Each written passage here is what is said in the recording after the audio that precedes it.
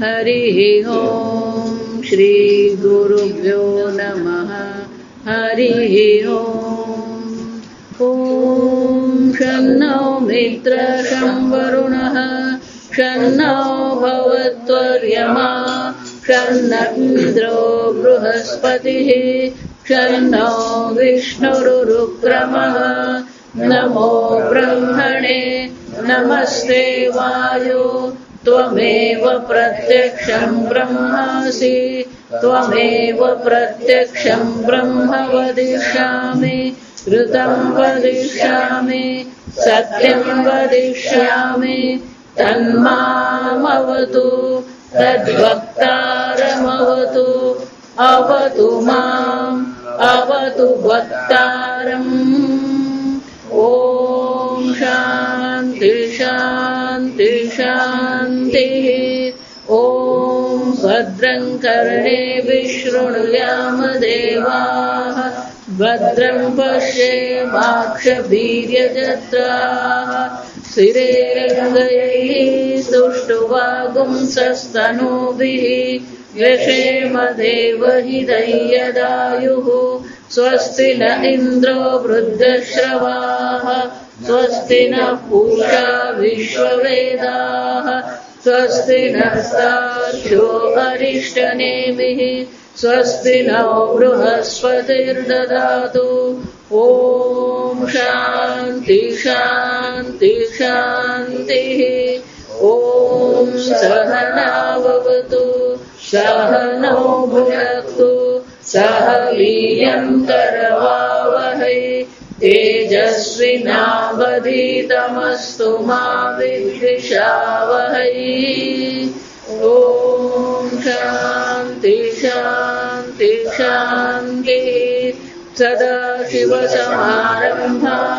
शङ्कराचार्यमध्यमाम् अस्मदाचार्यपर्यन्तां वन्दे गुरुपरम्परां श्रुतिस्मृतिपुराणानाम् आलयं करुणालयं नमामि भगवत्पादं शङ्करं लोकशङ्करं शङ्करं शङ्कराचार्यं केशवं बादरायणं सूत्रभाष्यकृतौ वन्दे भगवन्तो पुनः पुनः ईश्वरो गुरुरात्मेति मूर्तिभेदविभागिने व्योमवद्व्याप्तदेहाय दक्षिणामूर्तये नमः निधये सर्वविद्यानां विषजे भवरोगिणां गुरवे सर्वलोकानां दक्षिणामूर्तये नमः ॐ नमः प्रणवार्थाय शुद्धज्ञानैकमूर्तये निर्मलाय प्रशान्ताय दक्षिणामूर्तये नमः। छठा नंबरनी લીટી सबाह्याभ्यन्तरः सह बाह्य अभ्यन्तरेण वर्तते इति अजः न जायते कुतश्चित् स्वतः अन्यस्य जन्मनिमित्तस्य च अभावात् यथा जलबुद्बुदादेः वायव्यादि यथा नभः शुशिरभेदानां घटादि सर्वभावविकाराणां जनिमूलत्वात् तत्प्रतिषेधेन सर्वे प्रतिषिद्धाः भवन्ति सबाह्याभ्यन्तरः हि अजः अतः अजरः अमृतः अक्षरः ध्रुवः अभयः इत्यर्थः। દિવ્ય યમૂર્ત પુરુષ સબાખ્યાભ્યંતર અજહ. શંકરાચાર્યજી શબ્દ સમજાવતા કે છે સહ, સહ એટલે સાથે, એક સાથે. બાહ્ય અંતર, બાહ્ય એટલે બહાર, અંતર એટલે અંદર. આ બહાર અને અંદર પણ કેવું છે? સાપેક્ષિક છે. જગ તમે ઘરમાં બેઠા છો, પેલું સ્કૂટર બહાર છે, સ્કૂટર સોસાયટીમાં છે, પેલો ફળવાળો રસ્તા પર છે,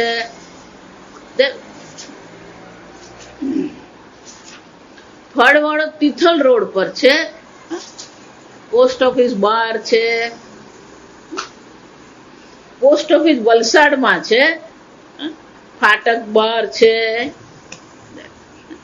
તો બહાર અને અંદર કેવી રીતે નક્કી કરવાનું? સાપેક્ષ છે. જો વિચાર, બધું એટલે જ એક વખત ખબર પડે આ બધી વસ્તુ સાપેક્ષિક છે. માતા પિતા કહીએ પણ શું છે? સાપેક્ષિક. આ શરીરની દ્રષ્ટિએ માતા પિતા, શરીર છે એટલે માતા અને પિતા છે, અને માતા પિતા છે એટલે પછી કાકા છે ને કાકી છે ને મામા છે ને મામી છે. આ બધું કોને કારણે? આ દેહને કારણે. એમ આ એક આપણે મર્યાદા નક્કી કરીએ અને મર્યાદાને આધારે આને બહાર કહેવાય, આને અંદર કહેવાય. એ પણ સમજવાનું. જો બહાર અને અંદર પણ કોણ નક્કી કરે? સમજો, તમે કઈ બાજુ છે ને એ નક્કી કરે. તમે કઈ બાજુ છે નક્કી કરે, અંદર અને બહાર. જ તમે ઘરમાં બેઠા છો એટલે તમે અંદર કહેવાય, અને પેલો બહાર છે એટલે શું કહેવાય? એટલે તમે નક્કી કરો. જો સમજો, એટલે કેન્દ્રમાં કોણ છે? બહાર અને અંદર નક્કી કરવામાં કેન્દ્રમાં તો તમે છો.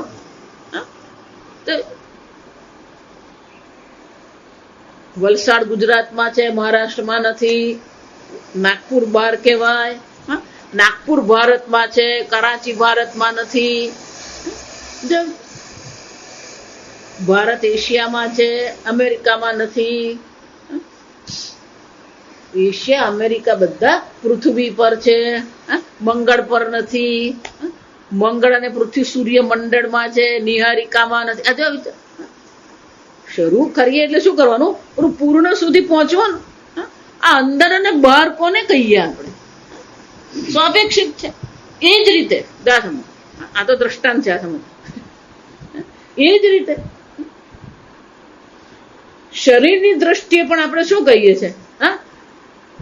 આંતરડા અંદર છે, ફેફસા અંદર છે, હૃદય અંદર છે. બાકીની બધી વસ્તુ કેવી છે? બહાર છે. આપણું યાદ રાખવાનું વી. આપણું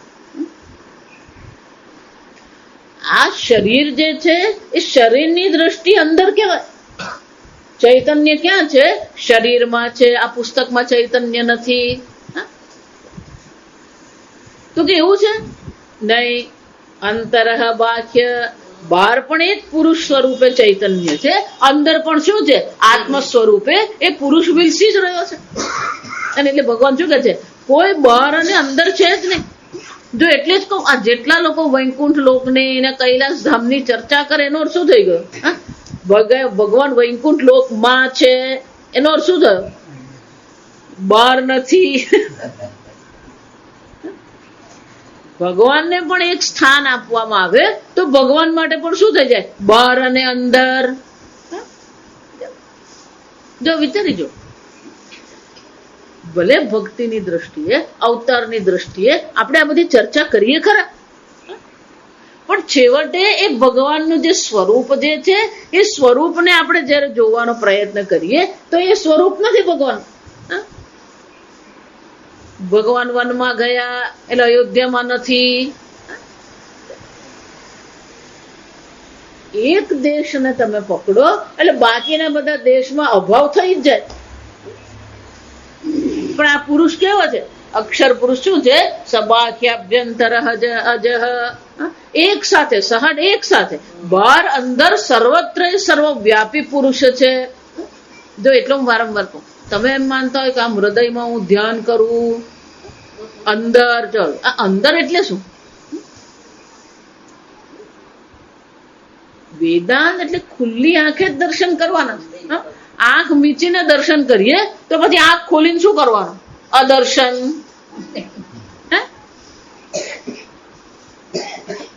જ્યાં સુધી આપણા મનમાં એકાગ્રતા નહીં આવે, જ્યાં સુધી આત્મામાં નિષ્ઠા ન થાય, ત્યાં સુધી આંખ મીચીને કરીએ આપણે.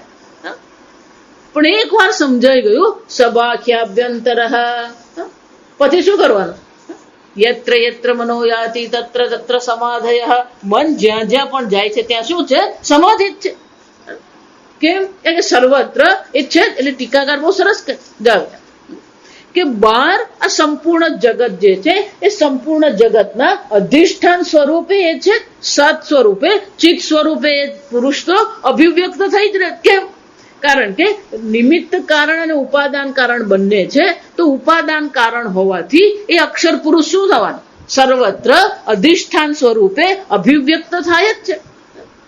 પણ આપણી દ્રષ્ટિ પેલા નામ અને રૂપ પર અટકી પડે. એટલે નામ રૂપનું જે અધિષ્ઠાન જે છે, જે એને સત્તા પ્રદાન કરે, એને ચિત્ત પ્રદાન કરે, એ અધિષ્ઠાન પર આપણી દ્રષ્ટિ જતી નથી. અને એટલે ભગવાને શ્રુતિ માતાએ કેવું પડ્યું? બાહ્ય, બહાર પણ સર્વના અધિષ્ઠાન સ્વરૂપે, સત સ્વરૂપે, ચિત્ત સ્વરૂપે એ અભિવ્યક્ત થાય જ છે. જો એટલે વારંવાર કહું કે જયારે તમે ઘડો જુઓ છો ત્યારે માટીના દર્શન છે જ. માટીના દર્શન વગર ઘડાના દર્શન થાય? જળના દર્શન વગર તરંગના દર્શન થાય? કેમ? ઘડાનું અધિષ્ઠાન માટી છે. એમ તરંગનું સત્ય પણ શું છે? જળ છે. સત્યના દર્શન વગર પેલું મિથ્યાના દર્શન જ નથી. આ વિચાર. એમ આ જગત આપણે જોઈ રહ્યા છે સત સ્વરૂપે અસ્થિ. એટલે ભગવાન શું કહેવું પડે? નાસતો વિદ્યતે ભાવ, અસત ભાવ ન વિદ્યતે. જેને અસત કહેવામાં આવે, મિથ્યા કહેવામાં આવે, ખરેખર એનું કોઈ અસ્તિત્વ. ભાવ એટલે અસ્તિત્વ. તમે જેને ઘડો કહીને વ્યવહાર કરી રહ્યા છો, એ ઘડાનું ખરેખર અસ્તિત્વ છે ખરે? નથી. ઘડો છે જ નહીં. જે છે શું છે? મૃત્તિકેત્યેવ સત્યમ. આ માટી જ એક સત્ય છે. આ સર્વનું જે અધિષ્ઠાન, જે ઉપાદાન કારણ જેને આપણે કહીએ, એ અધિષ્ઠાન સ્વરૂપે બાહ્ય અંતર. તો કે અંદર પણ એ જ છે. અંદર એટલે શું છે? કેનોપનિષદમાં જોઈ ગયા આપણે. બોધમ બોધમ પ્રતિબોધ વિદિતમ. દરેક વિચારના અધિષ્ઠાન સ્વરૂપે કોણ છે? ચૈતન્ય છે. ચૈતન્યમાંથી જ વિચાર ઉઠ્યો, ચૈતન્યમાં જ વૃત્તિ રહે છે, અને ચૈતન્યમાં જ વૃત્તિ શું થાય? લીન થઈ જાય. તો બહાર સર્વના અધિષ્ઠાન સ્વરૂપે છે, અંદર પણ શું છે? સર્વના અધિષ્ઠાન સ્વરૂપે. એ વિચારના, દરેક વિચારના અધિષ્ઠાન સ્વરૂપે એ અક્ષર પુરુષ તો વિલસી જ રહ્યા છે. વૃત્તિનું પણ અધિષ્ઠાન કોણ છે? ચૈતન્ય આત્મા જ છે. વૃત્તિ છે એમ કહીએ તો એ છે પણ કોને કારણે છે? સત આત્માને કારણે. વૃત્તિમાં જે ચેતનતા દેખાઈ રહી છે, એ ચેતનતા કોને કારણે છે? ચૈતન્ય સ્વરૂપ આત્માને કારણે. અને એટલે શ્રુતિ માતા કહે છે કે બહાર અને અંદર આપણે જે કહીએ છીએ એ ખરેખર શું છે? આ દેહની નિમિત્તથી આપણે બહાર અને અંદર કરીએ છીએ, પણ દેહનું અધિષ્ઠાન પણ એ ચૈતન્ય. દેહની દ્રષ્ટિએ જ અંદર અને બહાર છે. આ વિચારજો. દેહ પણ ને આ ચામડીની દ્રષ્ટિએ. આ તમારી જે ચામડી, જે ત્વચા છે, એને આધારે આપણે કહીએ છીએ. કોઈ પણ વસ્તુ અહીંયા ઉપર હોય તો શું કહીએ? એ બહાર છે. પણ એ ચામડીની અંદર હોય તો શું કરવાનું? અંદર છે. તો આ મર્યાદા જે છે, બહાર અને અંદરની જે મર્યાદા છે, એ મર્યાદા કોને કારણે છે? આ ત્વચાને કારણે.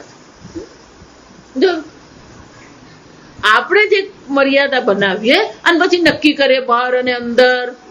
આ લગ્નમાં જઈએ ને, આ પરિવારમાં જઈએ ને, ત્યાં આવું જ હોય. અમે તો બહાર ના કહેવાઈએ.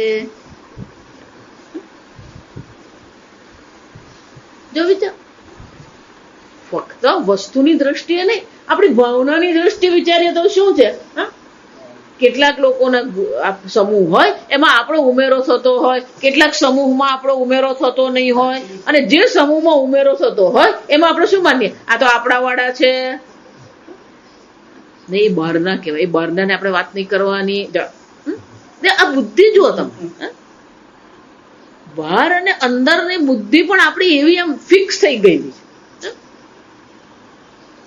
આપણા વાળા, આ બહાર વાળા. આપણા પરદેશથી આવે ને એને શું કે, એ તો બહાર વાળા આવેલા છે. કેમ આપણે ભારતમાં કહેવાય, પેલો શું કહેવાય, બહાર વાળો.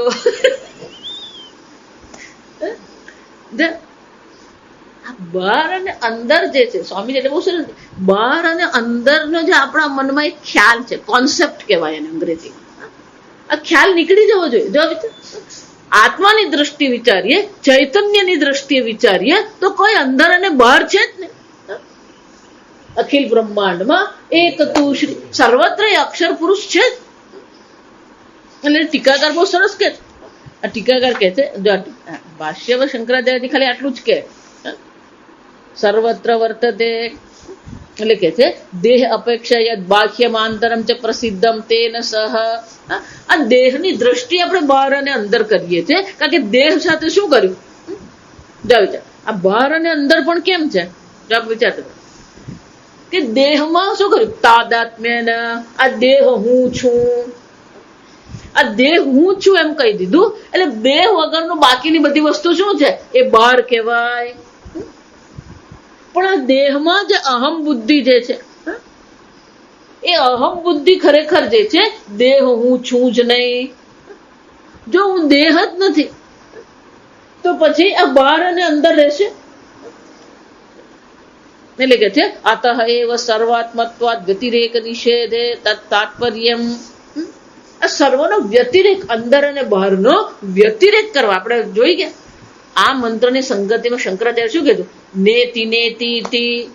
ખરેખર આ અક્ષર પુરુષમાં કારણ પણ નથી, કાર્ય પણ નથી, ઘડો જ નથી, તો પછી માટી કારણ છે એમ કહી શકીએ આપણે? એમ આ સંપૂર્ણ જગત એક ઈશ્વર માત્ર છે, પછી કોણ કારણ ને કોણ કાર્ય? અધિષ્ઠાન પણ છે એમ ક્યાં સુધી કેવું પડે? પેલું વૃત્તિ પર દ્રષ્ટિ છે ત્યાં સુધી અધિષ્ઠાન કેવું પડે, પણ વૃત્તિ ચૈતન્ય સ્વરૂપે જ છે, પછી કોણ કોનું અધિષ્ઠાન? જો વિચારી જો, અધિષ્ઠાન અધ્યારોપ પણ આપણે જે કહીએ છીએ એ ક્યાં સુધી છે? જ્યાં સુધી પેલી વૃત્તિ છે એમ કહીએ,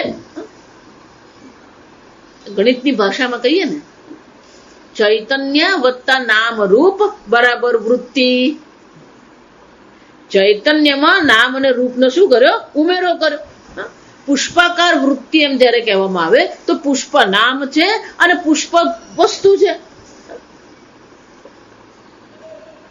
તો પુષ્પ છે અને નામ રૂપ છે, અને નામ રૂપ અને ચૈતન્ય બંને ભેગું થઈને શું બનાવે છે? સ્વામીજી બહુ સરસ કે અનહોલી કોમ્બિનેશન.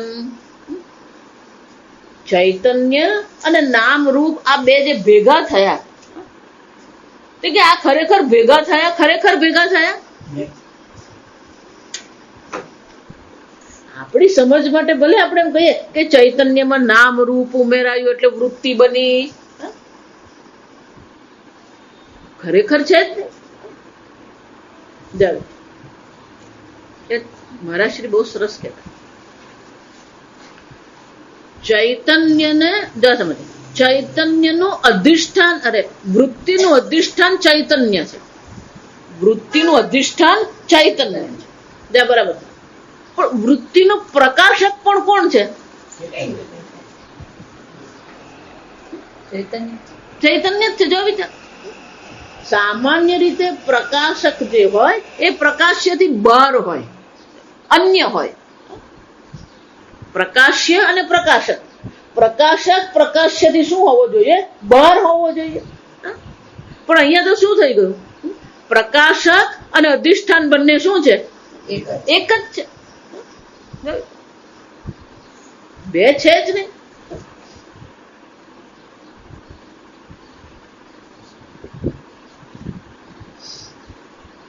આ પુસ્તક છે એમ કહીએ આપણે, મોબાઈલ ક્યાં છે, પુસ્તક પર છે.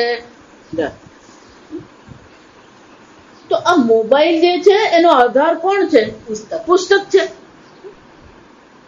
તું ક્યાં બેઠો છે? ખુરશી પર બેઠો. તો ખુરશી શું થઈ ગયું? આધાર.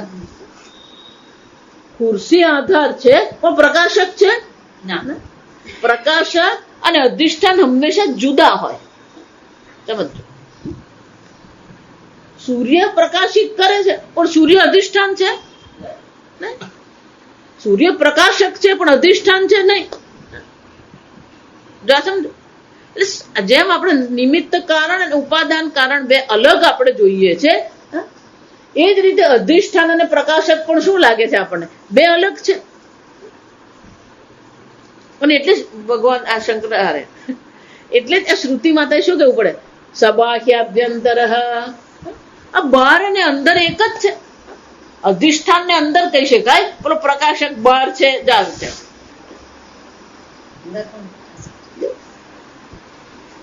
જો વિચારવા જેવું કે વૃત્તિનું અધિષ્ઠાન પણ ચૈતન્ય છે, વૃત્તિનો જે પ્રકાશક છે એ પણ કોણ છે? ચૈતન્ય જ છે.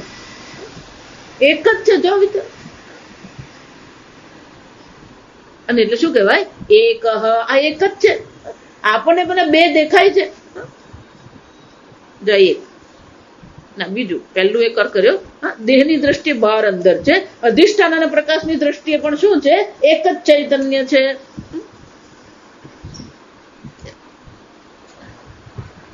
ત્રીજું બહાર એમાં પણ કહીએ તો આ બધું ઈશ્વર માત્ર છે, પણ અંદર પણ જીવ જેને આપણે કહીએ છીએ એ જીવ પણ કોણ છે? ઈશ્વર. એ જ ચૈતન્ય સ્વરૂપ છે. ઈશ્વર પણ સચ્ચિદ આનંદ સ્વરૂપ છે.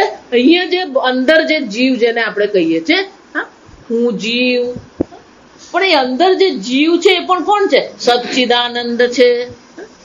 બહાર પણ એ સચ્ચિદાનંદ આત્મા છે, અંદર પણ શું છે? એ સચ્ચિદાનંદ આત્મા છે. એનો અર્થ શું? સબાખ્યાભ્યંતર યજઃ. સબાખ્યાભ્યંતર એમ કહીએ એ પણ મહાવાક્ય થઈ ગયું. કેમ? બહાર પણ એ સચ્ચિદાનંદ બ્રહ્મ છે, અંદર જેને હું કહું છું, જીવ કહું છું, આત્મા કહું છું, એ પણ કોણ છે? સચ્ચિદાનંદ છે. અધિષ્ઠાન પણ સચ્ચિદાનંદ છે, પ્રકાશક પણ સચ્ચિદાનંદ છે, દેહમાં અંદર જે અભિવ્યક્ત થાય છે એ પણ સચ્ચિદાનંદ છે, બહાર જે જગત રૂપે દેખાઈ રહ્યું છે એ પણ શું છે? સચ્ચિદાનંદ બ્રહ્મ જ છે. બે છે જ નહીં. જો સમજ, દ્વૈતવાદીઓ ગમે એટલો કુદાકુદ કરે પણ બે પુરવાર થાય એમ છે જ. જો એટલા માટે જો આ મોટા ભાગેના જે દ્વૈત સંપ્રદાય જેને કહેવામાં આવે, આ જે ભક્તિ સંપ્રદાય છે, આ દ્વૈત સંપ્રદાય છે, એ બધા જે કૂદકા મારે ને આપણી ભાષામાં, એ બધા જે કૂદકા મારી રહ્યા છે એ કોને આધારે કૂદકા મારે છે? પેલી ગીતાને આધારે કૂદકા મારે. ગીતામાં કેટલાક મેં જો એટલે જ ગઈકાલે કીધું કે ભગવાન જયારે ગીતામાં ઉપદેશ કરે ને, ઉપનિષદ એટલે આમ સરળ જ છે, આમ સીધું જ ચાલે, સીધી લીટી. તો ભગવાન ઉપદેશ કરે ને ત્યારે પેલું સીધી લીટીમાં ઉપદેશ કરે, એ ઉભો રહે વાંકો જ. જો આવે ત્રિભંગ લલિતાકૃતિ, એ ઉભો હોય તો વાંકો જ ઉભો હોય. નજર તો ચોથી બાજુ જ હોય. એટલે વાણી પણ એવી જ છે. એટલે ક્યારેક એવું ભગવદ્ ગીતામાં આપણને દેખાય કે જાણે કે બે ભગવાન કહી રહ્યા છે, મમૈવાંશો જીવલો કે જીવભૂત, આ મારો અંશ છે.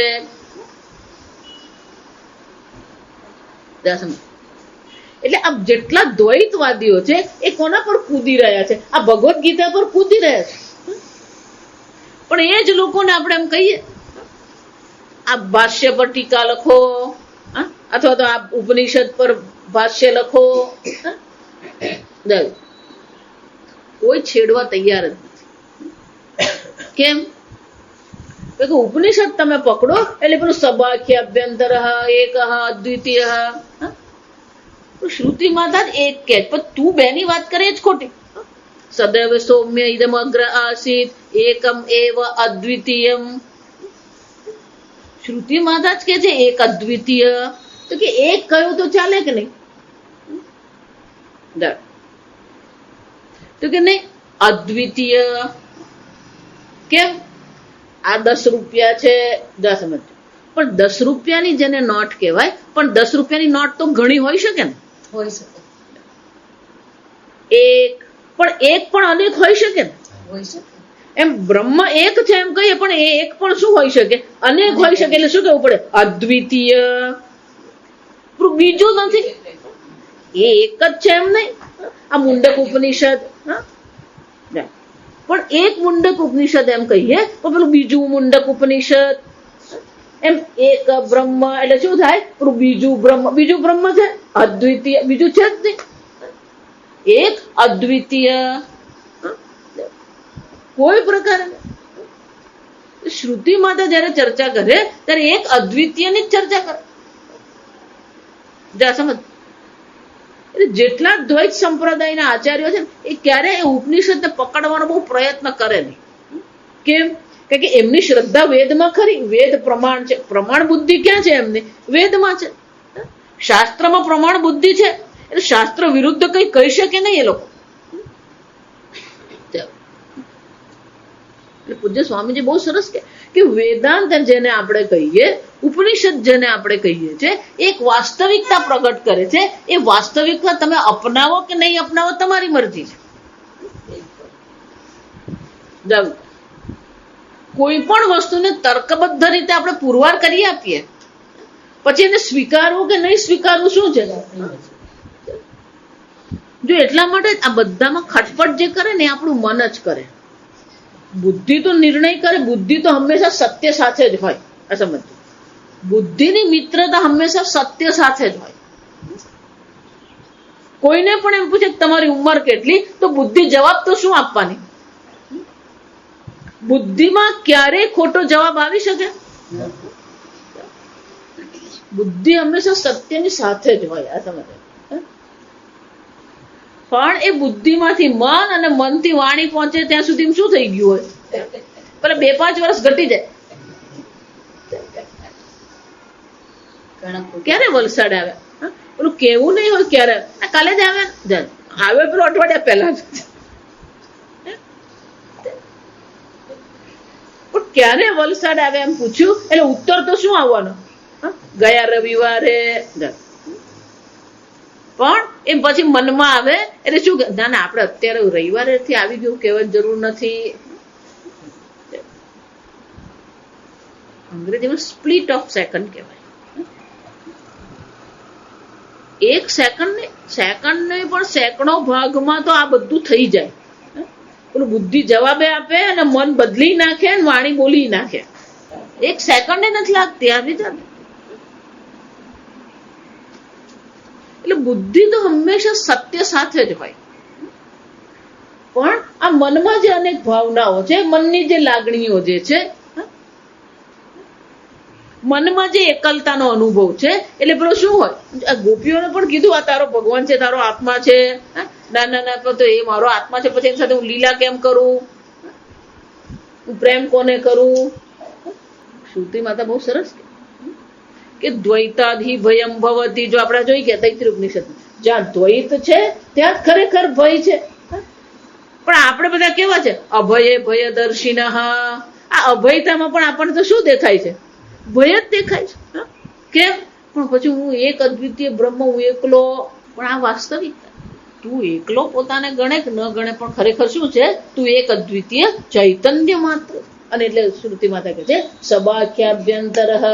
એ અક્ષર પુરુષ બહાર પણ છે, અંદર પણ છે. જીવ પણ એ જ અક્ષર પુરુષ છે. બહાર જે જગત છે એ પણ શું છે? અક્ષર પુરુષ માત્ર છે. જો એ બહાર અંદર બધે જ છે, જો આ સમજ, તો એનો અર્થ શું થયો? જે બહાર અને અંદર હોય એનો જન્મ થઈ શકે? બહાર અને અંદર છે એનો અર્થ શું થાય? એ સર્વત્ર છે, સર્વવ્યાપી છે, સર્વનો આત્મા છે. જો આ સર્વવ્યાપી અને સર્વનો આત્મા એ બે શબ્દમાં ફરક દેખાવો જોઈએ. સવારના પોરમાં ચા પીને જવાનું. સર્વવ્યાપી એમ જયારે કહીએ આપણે, વાયુ સર્વવ્યાપી છે, આકાશ સર્વવ્યાપી છે, પણ આકાશ સર્વનો આત્મા છે?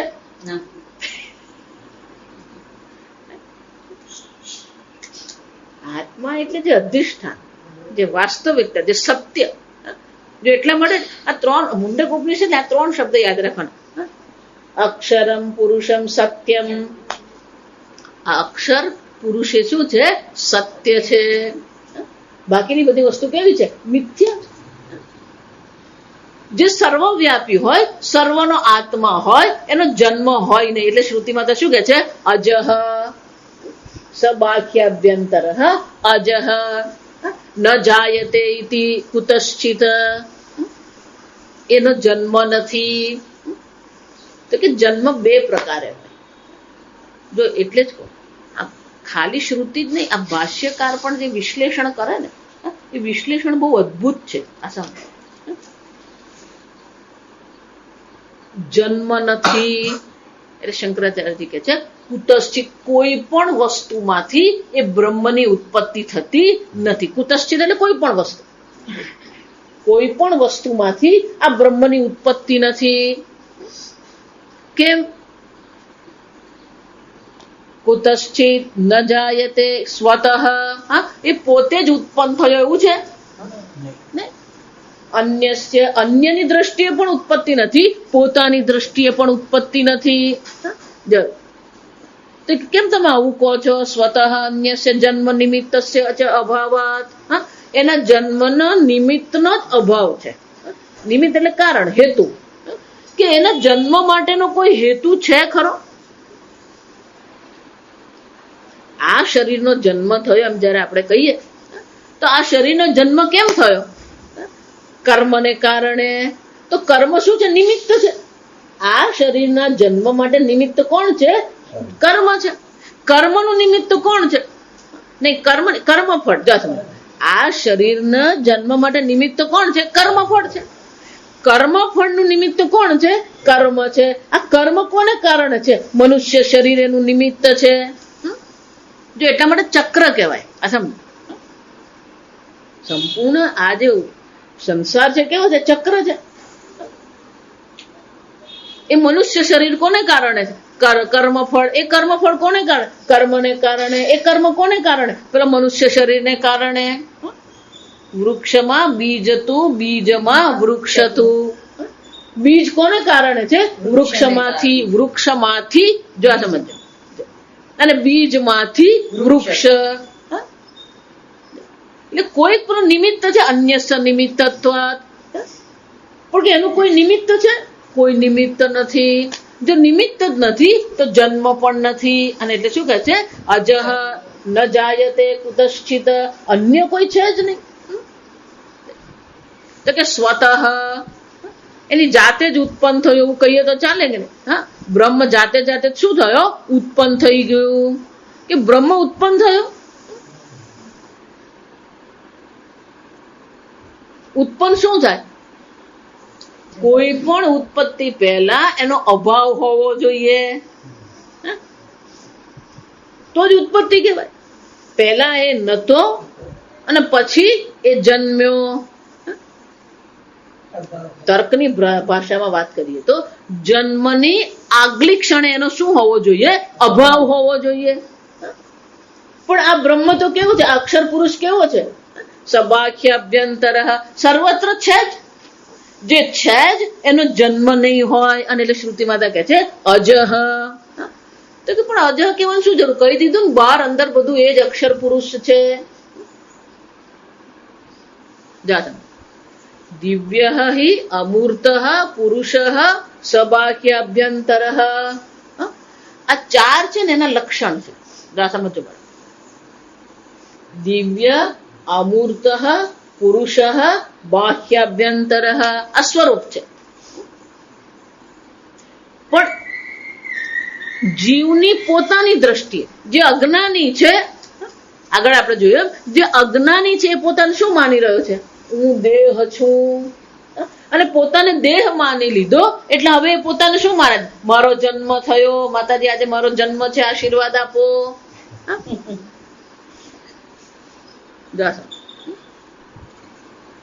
આમ આ દેહમાં અહમ બુદ્ધિ કરીને આપણે પોતાને શું માની લઈએ? મારો જન્મ થયો. અને એટલા માટે શ્રુતિ માતાએ કેવું પડ્યું? અજહ. કેમ?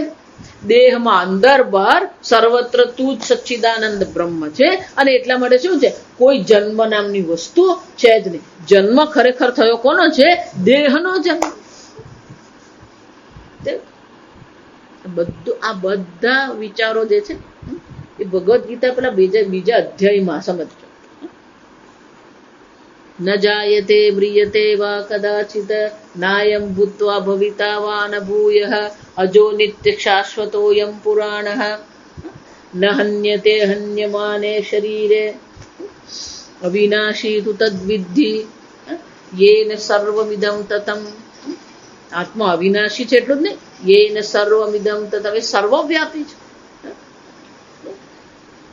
અને એટલે શ્રુતિ માતા કહે છે અજહ, તારો જન્મ થતો નથી.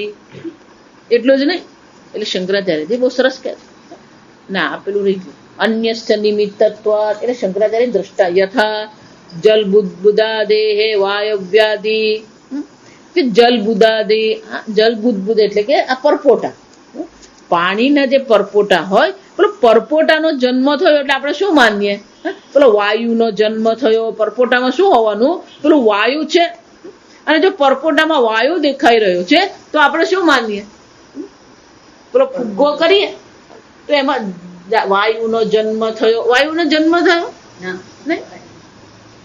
જલબુદાદેહે વાયુઆદિ યથા નભઃ સુશિર ભેદાનામ ઘટાદિ સર્વભાવ વિકારાણામ જનિમૂલત્વાत् યથા નભ સુશિર ભેદાનામ. આગળ જોઈ ગયા આપણે. નભઃ એટલે આકાશ. આકાશમાં પેલો ઘટાકાશનો જન્મ એમ થયો કહીએ ત્યારે ઘટાકાશનો જન્મ થયો. ગળાની દ્રષ્ટિએ કેવું પડે ઘટાકાશનો જન્મ થયો, પણ આકાશનો જન્મ થયો નહીં. અન્યના નિમિત્તથી, એટલે શું છે, ગળાના નિમિત્તથી આપણે કેવું પડે ઘટાકાશનો જન્મ થયો. નિમિત્ત અપાય, નૈમિતિક અપાય, પેલું નિમિત્ત જ નથી. જો આ વિચારવાનું, આ ગળો ને આકાશ, અરે ગળો ને અરે ઘટાકાશ અને મહાકાશ સમજી લેવાનું. જ્યારે ઘટાકાશ એમ કહીએ એટલે અંદર છે, મહાકાશ એટલે શું છે, બહાર છે. અને બહાર અને અંદરની મર્યાદા બતાવનાર કોણ છે? આ ઘડો. પણ આકાશની દ્રષ્ટિએ વિચારીએ તો ઘડો જેને આપણે કહીએ છીએ એ ઘડાની દિવાલમાં આકાશ છે કે નથી? નથી. આકાશ તો કેવું છે? સર્વવ્યાપી છે. ભલે આપણે એમ કહીએ આ દિવાલ છે, પણ દિવાલમાં આકાશ છે કે નથી? તો દિવાલ ખરેખર ગળાની દિવાલ હોય કે મકાનની દિવાલ હોય, એ દિવાલ ખરેખર આકાશમાં વિભાગ કરી શકે, ભેદ કરી શકે? એટલે શંકરાચાર્યજી કે છે નભઃ સુશિર ભેદાનામ ઘટાદિ નિમિત્તત્વાत्. આ ગળાના નિમિત્તથી આપણે કેવું પડે આ ઘટાકાશ અંદર છે અને મહાકાશ બહાર છે. અને ગળાનો જન્મ થયો એટલે શું કહીએ? ઘટાકાશનો જન્મ થયો. આમ સ્વતઃ ન અન્યસ્ય નિમિત્તસ્ય ચ અભાવાત. બીજું અન્ય છે જ નહીં. પેલું અન્ય હોય ને તો પછી આપણે કેવું પડે? અન્ય હોય તો અન્યના નિમિત્તથી જન્મ આપણે કહી શકીએ. એટલે શંકરાચાર્યજી કહે છે આ પ્રકારથી એ કેવું છે? અજહ. હવે શંકરાચાર્યજી બહુ સરસ કહે છે, ફક્ત દેહ છે એવું નથી. જા વિચાર, જેને કર્મકાંડ આપણે કહીએ, કર્મકાંડમાં જે છે એ કર્મકાંડમાં પણ દેહ વ્યતિરિક્ત આત્મા, એને શું કહેવાય? સંસ્કૃતમાં શું કહેવાય? દેહ વ્યતિરિક્ત આત્મા. દેહથી અન્ય આત્મા છે. કોઈ પણ સંપ્રદાય હોય, દેહથી અન્ય આત્મા તો બધા સ્વીકારે જ છે. જો દેહથી અન્ય આત્મા ન સ્વીકારે તો પછી સ્વર્ગમાં જશે એવું કહી શકે? દેહ તો અહીંયા રહી જ ગયો, પછી તું એને અગ્નિદાહ કરે કે જમીનમાં દાટે. એટલે વૈદિક સંપ્રદાય છે કે અવૈદિક સંપ્રદાય છે, બધા એક વસ્તુ તો સ્વીકારે છે કે શરીરથી ભિન્ન આત્મા નામની વસ્તુ હોવી જ જોઈએ. કર્મકાંડમાં પણ એ જ ચર્ચા છે. કર્મકાંડ પણ શું કહે છે? આ કર્મ કરો, પુણ્ય મળશે. અને એ પુણ્ય તમને શું કરજો? અહીંયા જ આગળ જોઈ ગયા, અહીંયા જ જોઈ ગયા કે પુણ્યને કારણે શું થશે? એની સ્વર્ગમાં ગતિ થશે. અને સ્વર્ગમાં જયારે એ જશે ત્યારે શું થશે? જેમ પેલી એર હોસ્ટેસ હોય ને, એને ગમે કે નહીં ગમે, આવો આવો, એમ પેલી આ મંત્ર જે છે, આ રૂચા જે છે, એ રૂચા પણ સુંદર સ્ત્રીનું રૂપ ધારણ કરીને તમને સ્વર્ગના માર્ગમાં શું કહે છે? એ હી જાશે. આ ભગવાનની બધી એર હોસ્ટેસ છે, આ સમજો. ખૂબ બધું પુણ્ય કર્યું હોય એને શું કરે? એ હી બધો અહીંયા જોઈ. એનો અર્થ શું થયો? કર્મકાંડ પણ સ્વીકારે છે આ સ્થૂળ દેહથી ભિન્ન જીવ નામની વસ્તુ છે.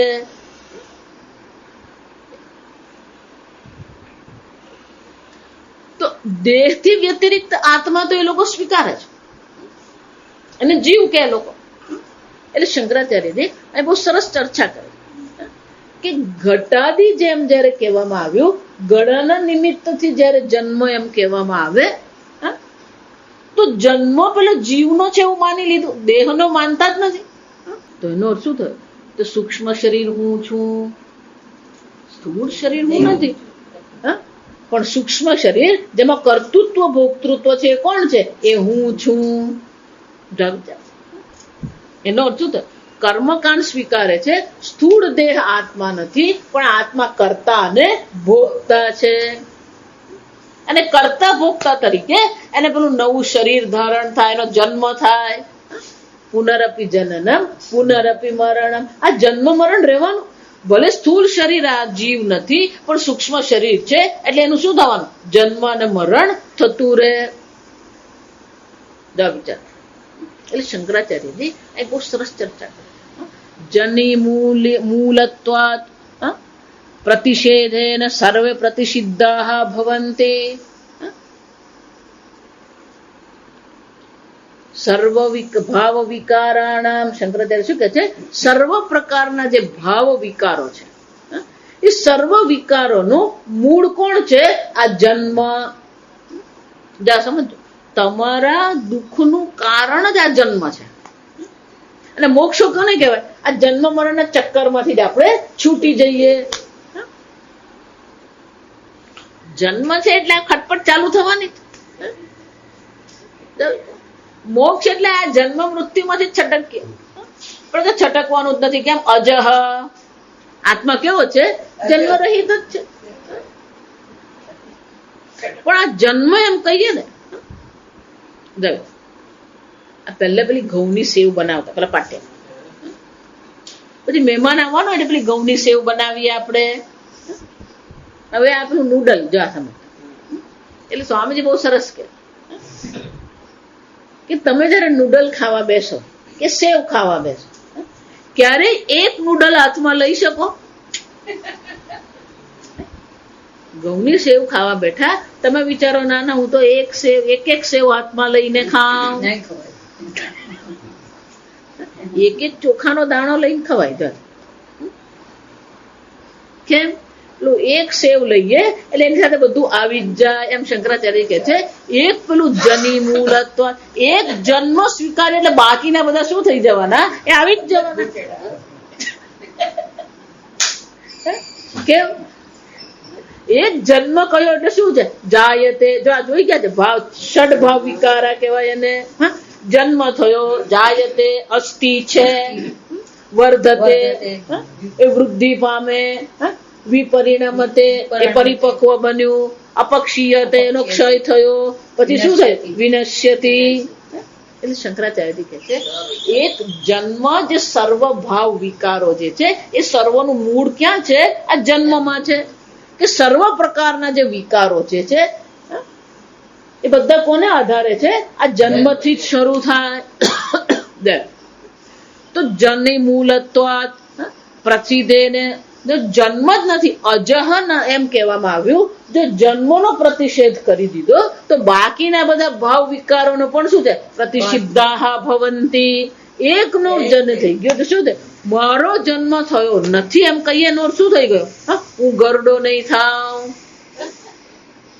એટલે શંકરાચાર્ય સ્વયં જ કહે છે સબાખ્યાભ્યંતરઃ હિ અજઃ અતઃ અજરઃ અમૃતઃ અક્ષરઃ. એનો જન્મ નથી, બહાર અને અંદર સર્વવ્યાપી છે અને એટલા માટે શું છે અજરઃ, કોઈ પ્રકારની જરા, જરા એટલે ગડપણ. અંગ્રેજીમાં શબ્દો જુઓ ને બધા, આ જ છે સંસ્કૃતના શબ્દ. કોઈને પણ આપણે મૂત્રપિંડની કઈ તકલીફ થઈ હોય એ ડોક્ટરને શું કહેવામાં આવે? નેફ્રોલોજીસ્ટ. હૃદયનું કરવા વાળાને શું કહેવાય? કાર્ડિયોલોજીસ્ટ. એમ એ જ રીતે આ ગડપણની જે સમસ્યાઓ હોય એને માટે જે ડોક્ટર હોય એને શું કહેવાય? જેરિયાટિક્સ. જરા પરથી જ આવીશું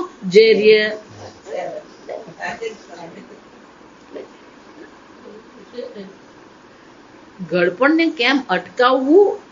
જો અનેક પ્રકારના સંશોધનો આપણને તો ખબર જ નહીં. આપણે તો એમ બાપુ આરામથી રહીએ, ખાઈ પીને પડી. આ જગતમાં બધી ઘણી સમસ્યાઓ, પણ એક સમસ્યા બહુ અદભુત છે. આપણું જો પહેલા પેલો 70-80 વર્ષનો થાય ને ગુજરી જાય, આયુષ્ય એટલું હતું નહીં. હવે પેલું આયુષ્ય ક્યાં સુધી પહોંચ્યું? પેલો 95 વર્ષનો, 100 વર્ષનો, 105 વર્ષનો. એટલે આયુષ્ય વધી ગયું, પણ યુવાનીનો જે કાળ છે એ તો શું થયો? એટલો જ છે, ઓછો નથી, એટલો જ છે. પેલો 50-55 વર્ષ સુધી જુવાન કહેવાય, પેલો 55 વર્ષ થાય ને પછી શું થવા માંડે? અપક્ષીય તે. તો આયુષ્ય વધારીને તમે શું વધાર્યું? ગડપણ જ વધાર્યું. આયુષ્ય વધારીને વધાર્યું એ શું વધાર્યું? ગડપણ વધાર્યું. અને ગડપણ વધાર્યું એટલું જ નહીં, દેશની આર્થિક પરિસ્થિતિની દ્રષ્ટિએ વિચારીએ તો કમાણી નથી કરતા એવા લોકો શું થવાના?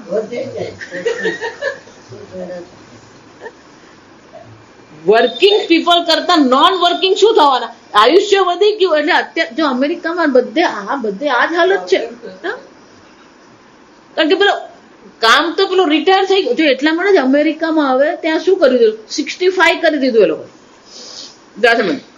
65 વર્ષ કરી દે, કારણ કે આમે આયુષ્ય વધી જ ગયું છે. એટલે ત્યાં તમે રિટાયરમેન્ટ પ્લાન જો તો ક્યાંથી છે? 65 છે. આયુષ્ય વધી ગયું તો પછી પેલો રિટાયરમેન્ટ પ્લાન પણ શું કરવો પડે? 5 વર્ષ આગળ કરી દીધું.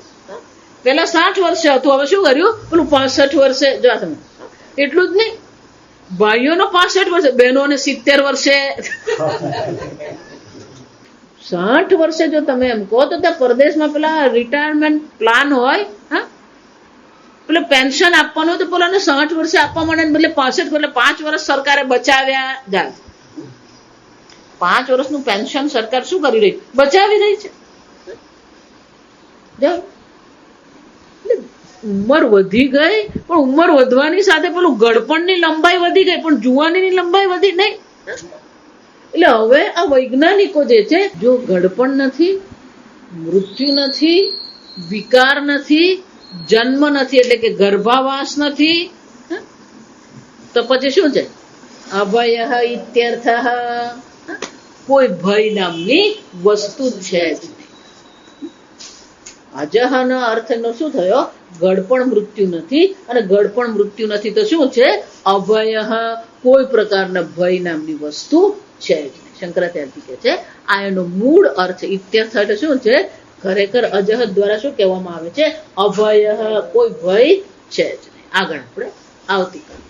ઓમ અસતો મા સદ્ગમય તમસો મા જ્યોતિર્ગમય મૃત્યોર્મા અમૃતંગમય. ઓમ પૂર્ણમદ પૂર્ણમિદં પૂર્ણાત પૂર્ણમુદચ્યતે પૂર્ણસ્ય પૂર્ણમાદાય પૂર્ણમેવાવશિષ્યતે. ઓમ શાંતિ શાંતિ શાંતિ. હરિ